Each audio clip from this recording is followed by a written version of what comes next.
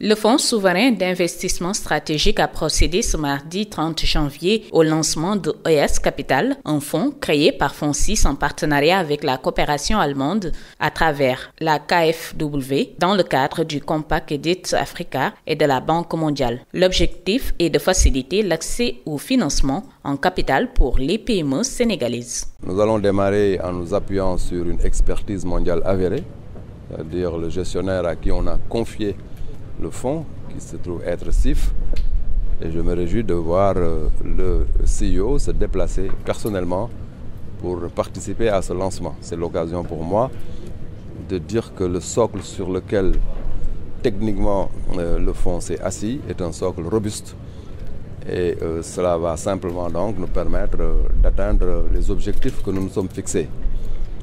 Il s'agit de quoi? Il s'agit d'un fonds en capital investissement qui est chargé de prendre des participations dans des petites et moyennes entreprises. Mais l'objectif in fine, c'est de créer des champions nationaux, faire en sorte que dans l'écosystème de la PME, qu'il puisse y avoir de véritables champions très robustes qui utilisent le capital investissement pour se développer. La différence fondamentale entre cette intervention et l'intervention par la dette classique, quand vous allez au niveau de la banque, vous prenez une dette. Et là, c'est tout à fait différent. CIF, en tant que gestionnaire, utilise Oyas pour entrer dans le capital des PME et partager à la fois la rentabilité et le risque. Et c'est ça véritablement l'innovation. Et je suis persuadé que les deux phases, notamment le premier closing de 35 milliards, un deuxième closing qui va nous permettre d'atteindre la taille cible de 50 milliards, permettront, ces deux closings-là, d'avoir dans l'écosystème du financement un véhicule tout à fait innovant qui permette aux PME de combler éventuellement une partie de leurs besoins de financement. Nous savons que le besoin de financement global de la petite et moyenne entreprise au Sénégal est à peu près de 800 milliards, mais je suis persuadé qu'un fonds comme Oyas va bien entendu se développer et permettre in fine d'avoir une expansion qui lui permette véritablement de combler une partie importante du besoin de financement de la petite et moyenne entreprise. Il s'agit d'évaluer un business plan avec une entreprise et de regarder dans quelle mesure nous entrons dans son capital. Et tout à l'heure, le directeur Afrique de CIF a bien expliqué que le positionnement de Oyas n'est pas un positionnement majoritaire par rapport aux porteurs du projet. Donc, vous pouvez avoir votre projet, et Oyas vient y participer à hauteur de 40% par exemple. Et vous restez sur les 60%. Vous êtes deux actionnaires. Nous sommes dans la gouvernance et dans le management comme vous. Et nous partageons à la fois le risque et la rentabilité. Fondamentalement, c'est cette logique-là qu'il faut avoir. C'est la logique capital investissement qui n'a rien à voir avec la logique bancaire de l'endettement. Le premier closing a permis bien entendu à l'État du Sénégal, par le biais de ses partenaires, mais aussi à l'État de manière intrinsèque par son budget, de mobiliser 35 milliards.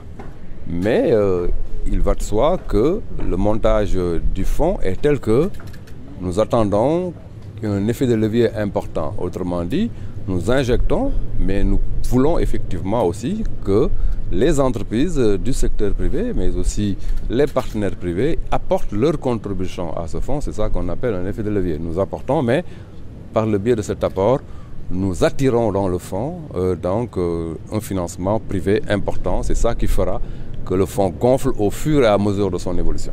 Cet instrument permet de booster la transformation structurelle du Sénégal pour sa croissance économique. Comme on l'a dit, il y a un gap de financement de près de 800 milliards de francs CFA pour soutenir les entreprises. Et ce fonds vient en appui avec d'autres fonds également qu'on a évoqués, WeFund et autres, que le fonds 6 gère, pour essayer également de soutenir les petites et moyennes entreprises dans leur développement. Un projet d'investissement doit être soumis à une évaluation.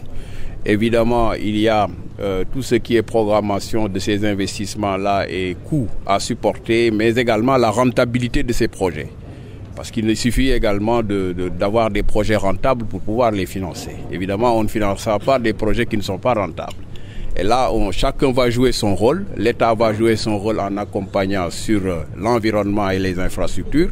Le fonds 6 avec le fonds Oyas va mettre en place des instruments qui permettront un accès très facile aux PME à fort impact, mais également aux startups, ce qui permettra véritablement de pouvoir soutenir la croissance économique en général. Le déploiement de OAS Capital débutera en janvier 2024, marquant ainsi le début d'une nouvelle ère pour les PME sénégalaises.